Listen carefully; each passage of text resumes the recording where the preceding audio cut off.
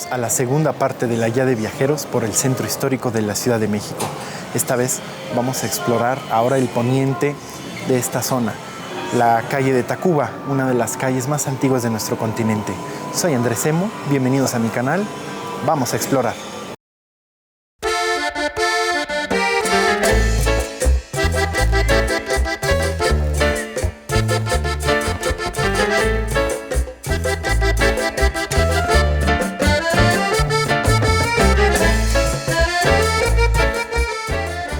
Después de la conquista, el geométrico Alonso García Bravo solo respetó realmente dos calles de Tenochtitlan: la calzada de Iztapalapa, que hoy es Pino Suárez, y esta que está aquí atrás de mí, la antigua calzada de Tlacopan, hoy Tacuba. Y creemos que en torno a estos dos ejes, en torno a estas dos calzadas, se trazó el resto de la ciudad y fungieron como los dos primeros ejes de coerción y de control de la Ciudad de México. El actual Pino Suárez, donde se encuentra, por ejemplo, el Museo de la Ciudad, que exploramos el video pasado, y Tacuba, que fue una de las calles en torno a las cuales empezó a crecer la Ciudad de México.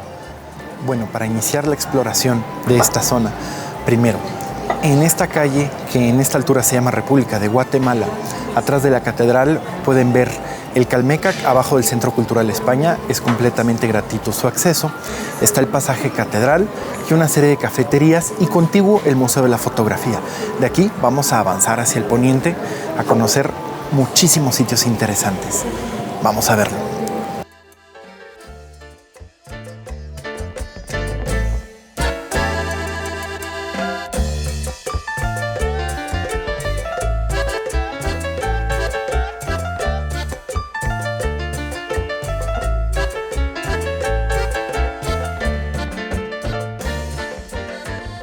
Aunque esta segunda parte de la guía de viajeros abarca fundamentalmente la avenida que hoy conocemos como Tacuba, a solo unos metros de ella se encuentran algunas de las construcciones más inesperadas y hermosas de nuestra ciudad. Primero, una brevísima historia de la propia calle. La calzada de Tlacopan era una de las principales vías de conexión de Tenochtitlan con el resto del Imperio Mexica. Representaba no solo una ruta comercial y militar crucial, sino también un símbolo de poder y control territorial, permitiendo a los mexicas expandir su influencia y mantener comunicación con los pueblos aliados y sometidos. Aquí la podemos ver en el famoso mapa de Uppsala de 1535. A propósito de este tema, aprovecho para recomendarles ampliamente la exposición llamada Ciudad de los Palacios en el Museo Sumaya en Plaza Loreto, al sur de la Ciudad de México, de acceso gratuito, donde pueden conocer hermosas fotografías de esta calle de Tacuba y donde tengo oportunidad de mostrar las comparaciones con dron entre Tlacopan y la actual Ciudad de México, y a fecha de grabación de este video ya se puede visitar. Bien, volvamos a nuestro recorrido. Los españoles respetaron el trazo de la calzada de Tlacopan porque esta vía era fundamental para la conectividad de la ciudad, facilitando el tránsito entre Tenochtitlan y las áreas circundantes. Además, aprovechando las estructuras ya existentes, los colonizadores pudieron integrar la nueva ciudad sobre los cimientos de la antigua capital mexica, permitiendo una reorganización un poco más rápida del territorio sin alterar la funcionalidad de las rutas. La calzada también tenía una importancia estratégica y simbólica, lo que incentivó su conservación en el nuevo diseño urbano de la Ciudad de México. A tan solo unos pasos del inicio de esta calzada y dos calles más hacia el norte, encontramos uno de los espacios más simbólicos de la entonces Nueva España. Vamos al México virreinal. La Plaza de Santo Domingo ocupa un espacio tan importante que es muy probable, y pensamos, que en tiempos prehispánicos también había aquí una plaza. Siempre fue un sitio crucial para la ciudad. Aquí se realizaban las procesiones del Viernes Santo, se celebraba la entrada de los virreyes y, sobre todo, aquí se ejecutaban los crueles autos de fe de la Inquisición. Hacia 1900 se colocó la célebre estatua de Josefa Ortiz de Domínguez. Y es que esta plaza es famosa porque desde hace varios siglos aquí se encontraban los escribanos, que elaboraban para todo público que lo pagaba toda suerte de documentos, desde cartas de amor hasta reclamos legales. Incluso algunas de estas cartas de amor elaboradas aquí acabaron siendo realmente famosas. Primero, conozcamos el interior del antiguo Palacio de la Inquisición, hoy Museo de la Medicina Mexicana, ¡Qué edificio! La estructura fue el antiguo Palacio de la Inquisición, construido en 1732 por el famoso arquitecto Pedro de Arrieta para ser sede del Tribunal del Santo Oficio, y que después fue utilizado como escuela de medicina, función que cumplió desde 1820 hasta 1956, cuando la UNAM se mudó a su sede actual al sur de la Ciudad de México. Y bueno, qué edificio y museo tan impresionante. Desde el inicio del recorrido, explicación y arquitectura aquí se llevan muy bien. Iniciamos con los conceptos de curación que había en el México antiguo, antes de la llegada de los europeos, y los conceptos de salud y enfermedad para diferentes culturas como la maya, teotihuacana y por supuesto mexica.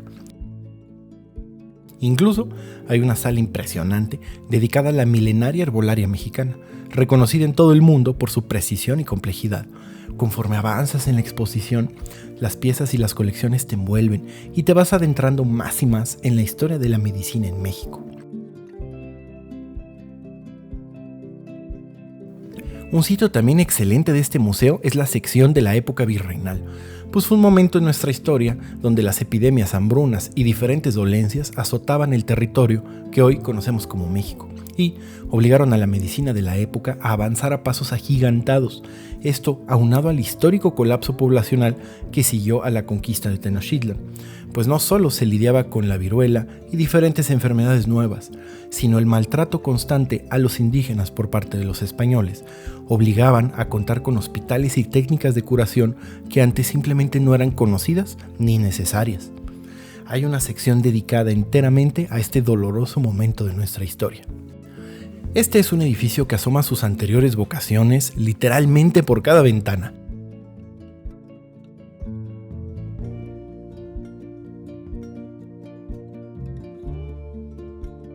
En el piso superior podemos encontrar diferentes salas de exposición y cómo la medicina en México avanzó de formas muy particulares, teniendo en cuenta características únicas de nuestro país. Aquí hay salas de cardiología, cirugía, oftalmología e incluso hasta instrumentos. Es impresionante la cantidad de equipo médico del siglo XIX e inicios del XX en perfecto estado de conservación expuestos en este museo. Si bien hay sitios de las exposiciones aún más explícitos, no pueden ser objeto de este vídeo, pero se vuelve un sitio imperdible para mí apenas lo conocí. Y si se trata de entender nuestra historia, al menos desde el campo de la medicina, este sitio tiene mucho que contar. Por cierto, y cuando vengan a este antiguo palacio, noten el espacio sin columna que hay en la entrada. Esto data de tiempos de la Inquisición, pues los condenados por el Santo Oficio entraban por esa puerta para nunca más salir, y ese espacio era a propósito para poder ser vistos tanto por las autoridades eclesiásticas virreinales como por los curiosos, pues todo en este espacio estaba pensado para la condena del acusado.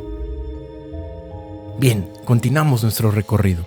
De la propia iglesia de Santo Domingo de Guzmán, podemos decir que fue parte del exconvento de Santo Domingo, construido durante el siglo XVI. Este conjunto fue considerado uno de los más suntuosos de la Nueva España, imagínense.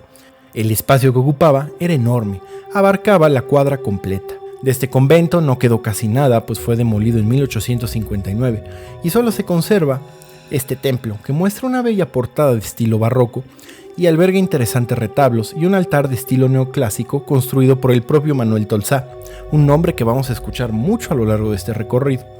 Un dato curioso es que en esta iglesia reposan los restos de Fray Servando Teresa de Mier. También en esta zona de Santo Domingo podemos ver el antiguo edificio de la aduana, ahora es parte de las instalaciones de la SEP. En estos terrenos estuvieron en 1530 la casa de los adelantados de la Nueva Galicia y la del conquistador Cristóbal Oñate, es decir, desde la fundación de la Ciudad de México, estos terrenos estaban en uso por autoridades españolas y la aduana fue construida hacia 1731. Hoy cuenta con un interesante conjunto de pinturas murales. Este edificio refuerza la teoría que en el centro histórico de la Ciudad de México no nos queda nada de antes de la inundación de 1629.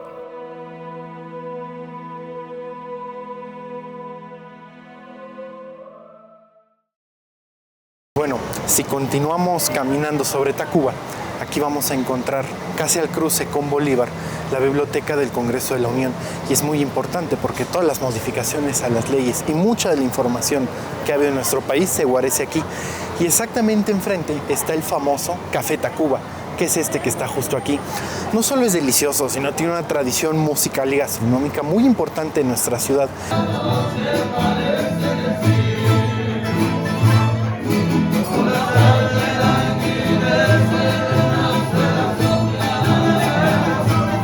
Y en la siguiente esquina está el Museo Interactivo de Economía, que ocupa un espacio muy importante ahora de nuestra ciudad, pero también guarda una historia muy grande. El edificio donde actualmente se encuentra el Museo Interactivo de Economía fue inicialmente propiedad de los hermanos betlemitas que llegaron en 1674.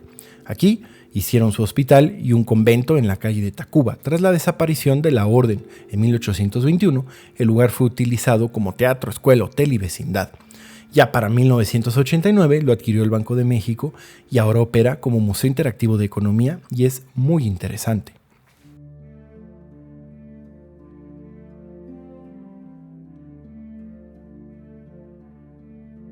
El Palacio de Minería.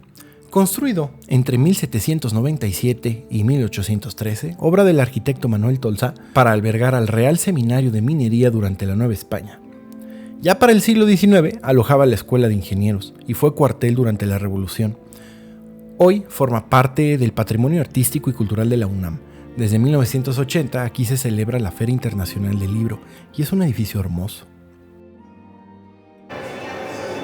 En la entrada del Palacio de Minería podemos encontrar diferentes meteoritos. Aquí de diferentes dimensiones, por cierto. Y bueno, el edificio es hermoso, aunque normalmente está abierto en ferias de libro y diferentes exposiciones. Fue el antiguo Colegio de Ingenieros de la UNAM.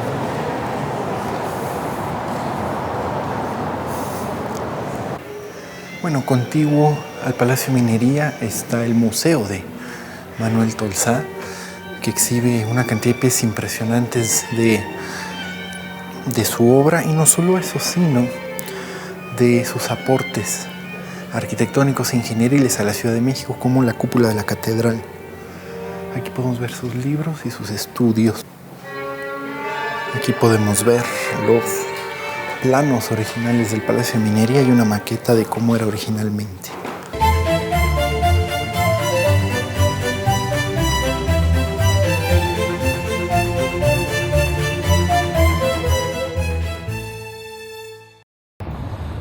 Aquí atrás de mí, uno de mis museos favoritos de esta ciudad, el Museo Nacional de Arte. No solo el edificio es hermoso, sino además las obras en su interior son verdaderamente invaluables. Aquí se guarda mucho de nuestro arte virreinal y no solo eso. Por ejemplo, aquí están varios de los cuadros originales de José María Velasco, donde hace retratos tan bellos de la Cuenca de México en el siglo XIX. Y ahora, de forma temporal, se presenta una exposición preciosa que tiene Van Gogh, Cézanne, Diego Rivera. En fin, es un espacio que constantemente está mostrando el arte en sus más elevadas expresiones.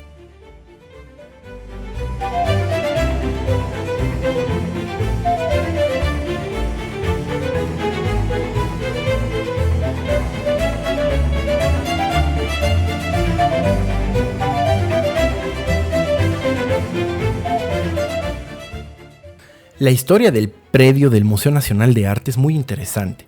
En 1626 este sitio fue un antiguo noviciado de la Compañía de Jesús y hacia finales del siglo XVIII en su lugar se erigió el Hospital de San Andrés. De hecho, aquí fue embalsamado Maximiliano y fue donde Benito Juárez lo visitó y expresó la famosa frase: "Uy, pensé que era más alto". Ya en 1904, por orden de Porfirio Díaz, se inició la construcción del Palacio de Comunicaciones y de Obras Públicas, diseñado por el arquitecto Silvio Contri, y fue inaugurado en 1912.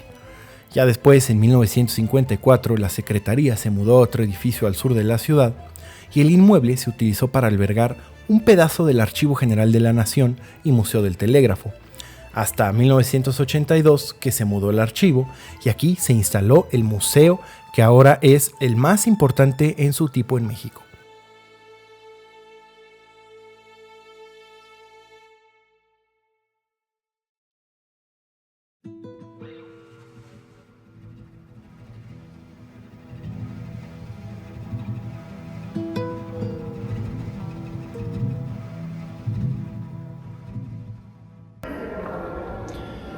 Este museo es muy interesante porque nos muestra, si bien el avance del telégrafo y diferentes tecnologías en México, también combina el belicoso siglo XIX que padeció este país, que fue verdaderamente complejo instaurar, por ejemplo, la reconstrucción de la red telegráfica, destruida varias veces por la guerra, y tiene una serie de muestras y de teléfonos y equipos antiguos muy interesantes. Aquí vemos, por ejemplo, documentos mandados durante el Porfiriato 1885 a través de telégrafos de México, la Plaza de Santo Domingo, la figura tan icónica de Porfirio Díaz durante esta época, y equipo del siglo XIX para enviar mensajes a través de la red telegráfica nacional. Por eso es tan interesante este espacio. Incluso aquí podemos ver cómo era una oficina de telégrafos del siglo XIX de la época, con todos los muebles y todos los elementos originales. Y algo que se disfruta muchísimo en el Museo del Telégrafo es la belleza del propio edificio. Además de que son muy interesantes las piezas en exhibición, es parte del Museo Nacional de Arte y el edificio es bellísimo. Entonces es un museo del telégrafo en un contexto museístico y arquitectónico impresionante, porque el edificio es precioso. Aquí podemos ver, por ejemplo, los primeros equipos de radio que hubo en México, de bulbos, por supuesto. Esto es todavía del siglo XIX y algunos de sus elementos aún funcionarían si los conectáramos. Claro, desde luego todo era enorme. Recuerden que no existía el chip o el transistor, eso llega hasta casi 50 años después. Algo que me gustó mucho del museo es cómo la tecnología jugó un papel en la transición del México rural al México urbano en los años 50. Y bueno, el edificio, les digo, es bellísimo. Incluso aquí se añaden una torre de transistores a los murales del techo.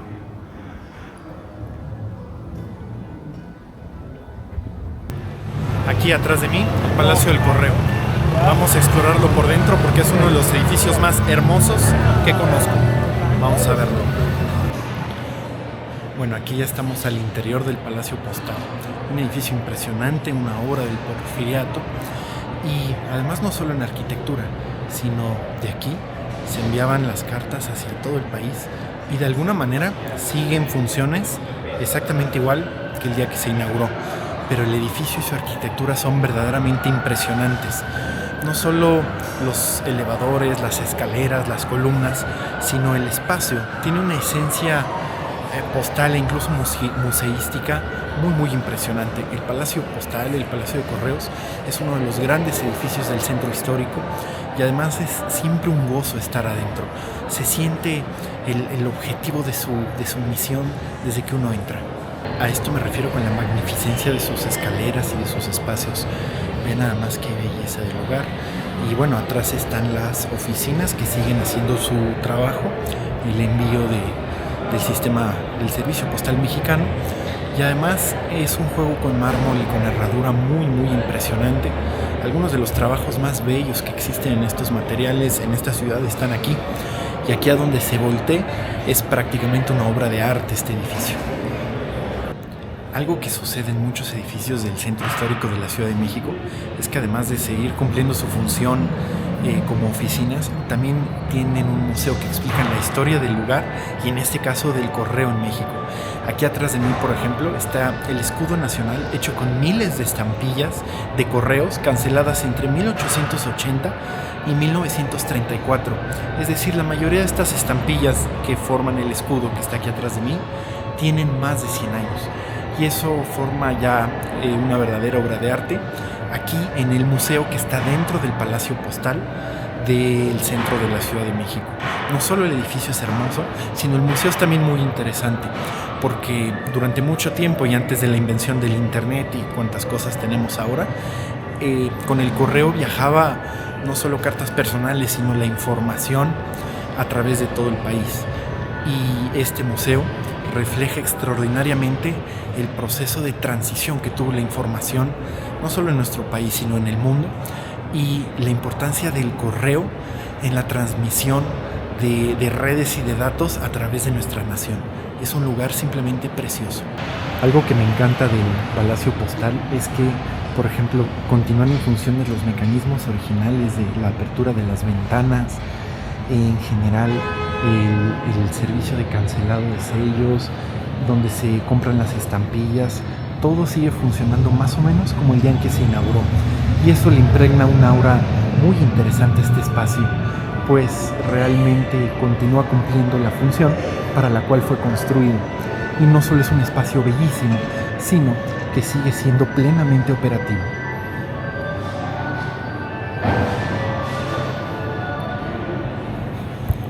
Algo que siempre he notado en México es que las estampillas postales son un mosaico de diversos artes y saberes nacionales. Es muy importante y verdaderamente ilustrativo poner atención a nuestros sellos postales porque nos son una muestra de la belleza de nuestro país. Aquí podemos ver, por ejemplo, esta está dedicada al bordado chiapaneco y una especie de guiño que tiene este edificio que es muy hermoso. Aquí vemos, por ejemplo, la sede del Museo Nacional de Arte en una de las ventanas. Y bueno, aquí las piezas en exhibición muestran lo complejo, dado nuestra orografía, que ha sido llevar el correo a lo largo del siglo XIX y XX por todo nuestro país. Sin embargo, se ha logrado siempre de forma espléndida. Aquí podemos ver la belleza del edificio como pocos los hay en el mundo, diría yo. Y por cierto, entre el edificio de Correos y la parte de atrás del edificio del Banco de México sigue existiendo este pasillo por donde sale el correo casi todo nuestro país. Sigue cumpliendo su función original. Y bueno, pues como muchos de nosotros sabemos, es casi imposible abarcar todos los espacios interesantes del centro histórico de la Ciudad de México, pero al menos en esta segunda parte recorrimos la calle de Tacuba y sus lugares más emblemáticos. En la siguiente edición veremos, por ejemplo, lo que hay del otro lado de la antigua calzada del Niño Perdido, el Palacio de Bellas Artes, la Alameda. Aquí podemos ver atrás, por ejemplo, la famosa Casa de los Azulejos, que ahora es un restaurante Sammons, pero que tiene una historia interesantísima. Y está la propia calle de Madero. Pero el centro de la Ciudad de México tiene muchísimos sitios más que explorar.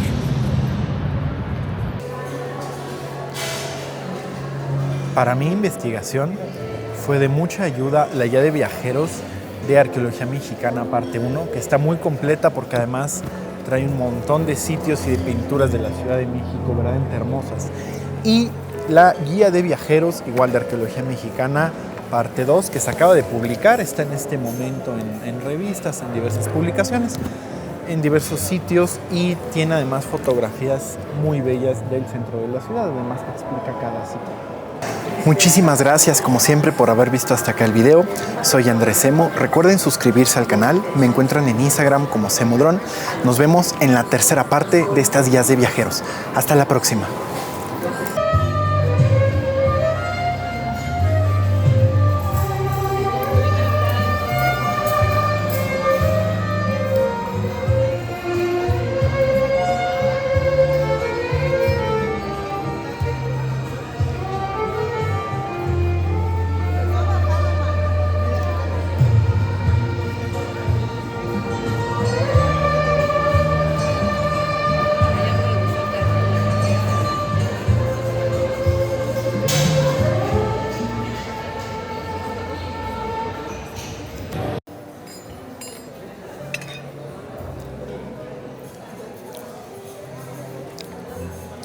Cuando pidan sus enchiladas suizas, ya saben en dónde, con extra queso, son siempre un privilegio en esta casa llena de azulejos. Provecho.